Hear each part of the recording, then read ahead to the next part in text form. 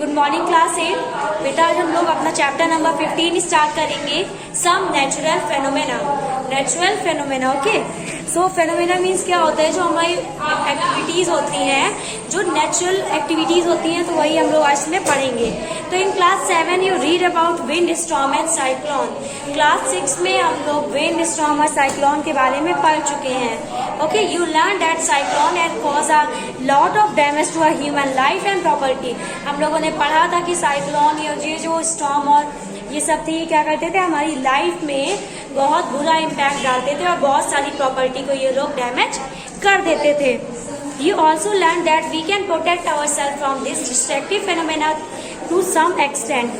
हम लोग इन चीजों से कुछ एक्सटेंट में बच सकते हैं। क्या क्या प्रिकॉशन लेने चाहिए, क्लास 7 में हम लोगों ने इस बारे में पढ़ा था। अब इस क्लास में हम लोग क्या पढ़ेंगे, लाइटनिंग क्या होता है और अर्थक्वेक क्या होता है, इससे क्या क्या नुकसान होते हैं। ओके, अब हम लोग इसमें ये पढ़ेंगे। तो 15.1 है lightning. You might have seen sparks on the electric pole when wires become loose. आप लोगों ने इलेक्ट्रिक पोल में क्या देखा होगा, स्पार्क देखा होगा जब क्या होते हैं, वायर लूज हो जाते हैं। अधिकतर जब आंधी वगैरह आती है, जब वायर लूज हो जाते हैं, तब आप लोगों ने ये देखा होगा। Okay, this phenomena is quite common when the wind is blowing and shaking the wires. You might also seen spark when the plug is loose in its socket. और आप लोगों ने ये घर में भी देखा होगा, जब आप लोग कोई प्लग लगाने जाओ, अगर वो लूज रह जाए तो वो क्या वहाँ पे क्या आ जाता है, स्पार्क दिखता है हमें। फिर lightning is also an electric spark but on a huge scale. Lightning भी क्या है, एक इलेक्ट्रिक स्पार्क है, बट बहुत ही ज्यादा ह्यूज स्केल में, बहुत ज्यादा बड़े स्केल में। तो in ancient time people did not understand the cause of this spark. पुराने जमाने में जो लोग थे उनको पता नहीं था कि ये क्यों होता है, तो वो लोग क्या सोचते थे, they were therefore afraid of lightning and thought that the word of Lord God was visiting them. वो सोचते थे कि कोई देवता उनके पास आ रहे हैं और उनसे नाराज है, तो ये सब उनका क्या है, प्रकोप है। Okay, now of course we understand that lightning is caused by the accumulation of charge in the cloud. तो अब हम लोग को ये समझ आ गया है कि जो लाइटनिंग है वो क्यों कॉज होती है, चार्ज की एक्यूमुलेशन की वजह से जो लाइटनिंग होती है वो कॉज होती है। अब ये चार्ज का एक्यूमुलेशन क्या है और ये कैसे होता है, ये अभी आगे टॉपिक है स्टोरी ऑफ लाइटनिंग में, वो हम लोग वहाँ पे पढ़ेंगे। ओके, तब तक हम लोग इसी को आगे कंटिन्यू करते हैं। But we have to take precaution to protect our self from the deadly sparks. तो हम लोग को क्या करने चाहिए, इन स्पार्क से बचने के लिए हम लोग को कुछ प्रिकॉशंस लेने चाहिए। अगर हम लोग खुली जगह में और लाइटनिंग होने लगे तो हम लोग को बंद जगह में जाना चाहिए। Okay, the spark that the Greek knew about, वो स्पार्क जिसके बारे में ग्रीक्स जानते थे। ओके, ये पढ़ेंगे हम। The ancient Greek new age early age 600 BC that when amber is a kind of resin was rubbed with the fur, it attracted light object such as hair. तो क्या किया था, ग्रीक के जो साइंटिस्ट थे उन्होंने क्या देखा था, अंबर। अंबर बेटा क्या होता है, जो नींबू के पेड़ को जब हम लोग तोड़ते हैं, तो बेटा रेसिन क्या होता है, नींबू के पेड़ को जब हम लोग नींबू से निकालते हैं तो उसमें क्या होता है, एक जेली लाइक सब्सटेंस होता है, जेली की तरह एक सब्सटेंस पाया जाता है जिसको हम लोग रेसिन बोलते हैं। और उसको जब हम लोग फर से रब करते हैं तो वो क्या होता है, चार्ज हो जाता है। और फिर उसको अगर हम लोग किसी भी सॉफ्ट ऑब्जेक्ट या हल्के ऑब्जेक्ट के पास ले जाते हैं तो वो उसको अट्रैक्ट करता है। ये किसने बताया था, ग्रीक में एक साइंटिस्ट थे, उसने बताया था। You might have seen that when you take off woollen और polyester cloth your hair stand on the end. If you take off these cloth in the dark you ever see a spark and hear a crackling sound. In 1752, Benjamin Franklin, an American scientist, saw that lightning and the spark from your clothes are essentially the same phenomena. However, it took 2000 years for this realization to occur. तो आप लोगों ने देखा होगा woollen clothes, अगर हम लोग ऐसे सर ढक के अगर कंबल भी ओढ़ लेते हैं तो जब हम लोग उसको हटाते हैं, अगर वो ज्यादा फर वाला नहीं है, जो छोटे छोटे फर वाला बर वाला जो कंबल होता है उसको हटाते हैं तो हमारे बाल उससे चिपकने लगते हैं।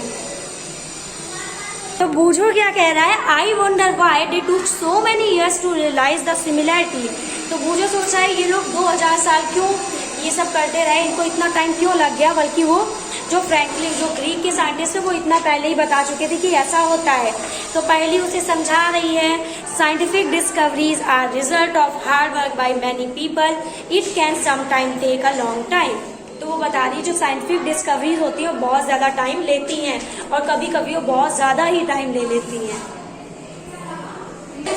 ओके, आगे we shall now study some properties of electric charge. We shall also see they can relate to the lightning in the sky.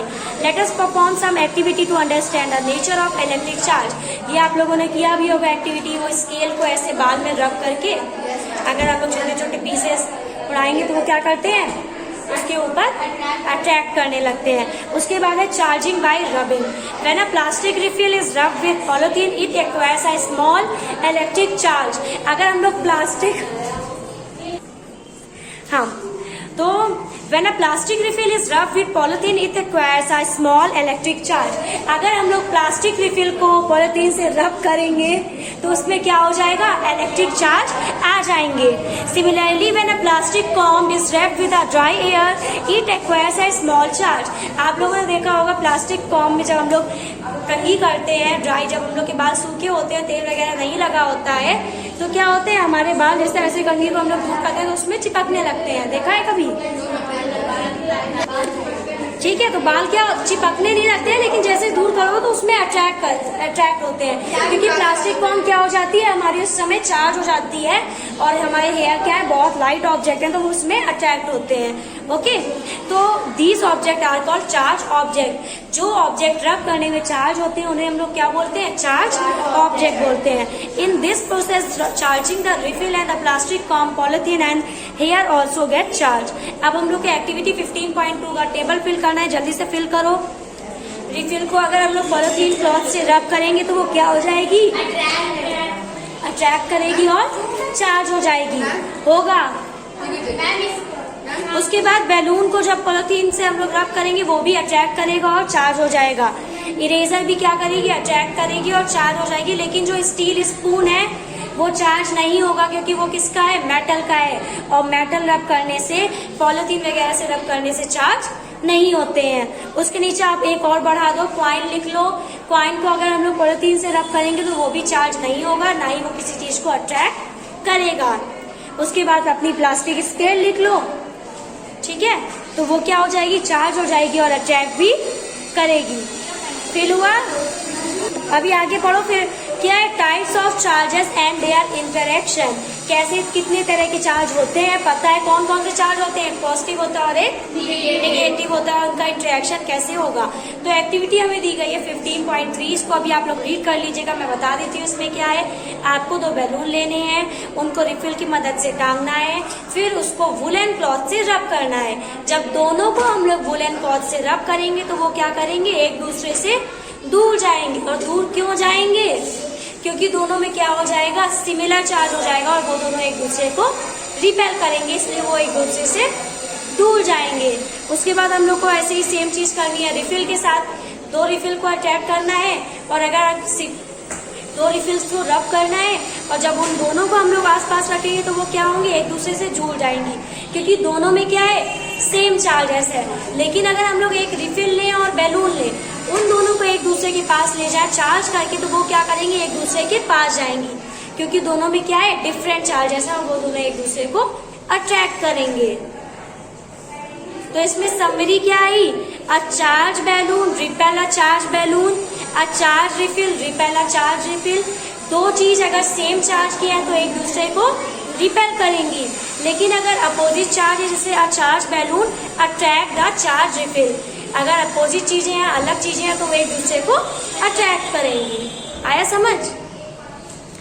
उसके बाद है, it is a convenient to call the charge acquires by a glass rod when it is rubbed with a silk as positive. तो हम लोग को बताया गया कि अगर ग्लास रॉड से हम लोग सिल्क से ग्लास रॉड को रब करते हैं तो उसमें कौन से चार्ज आ जाते हैं, पॉजिटिव चार्ज। ओके, तो अगर ग्लास रॉड के पास जा रही है हमारी, जो जिसको हमने पॉलिथीन से रब किया है रिफिल, तो मतलब रिफिल में कौन सा चार्ज है, नेगेटिव। पॉजिटिव तो ग्लास रॉड में है ना, ग्लास रॉड अगर रिफिल को अट्रैक्ट कर रही है तो उसमें कौन सा होगा, नेगेटिव, तभी वो तो अट्रैक्ट कर रही है, क्योंकि पॉजिटिव किसको अट्रैक्ट करेगा, नेगेटिव को। समझ आया? ओके, तो इतना ही है। फिर उसके बाद the electric charge generated by rubbing are static. जो इलेक्ट्रिक चार्ज हम लोग रब करके जनरेट करते हैं वो कैसे होते हैं, स्टैटिक होते हैं। मूवेबल नहीं होते हैं, बल्कि जो करंट हमारी जो इसमें फ्लो होता है, जिससे इलेक्ट्रिसिटी फ्लो होती है, वो कैसा होता है, फ्लो करने वाला होता है, वो स्टैटिक नहीं होता है, क्योंकि अगर वो फ्लो नहीं करेगा तो हमारे बल्ब वगैरह नहीं जलेंगे। ओके, इसके बाद है ट्रांसफर ऑफ चार्ज, जो हम लोग नेक्स्ट क्लास में पढ़ेंगे।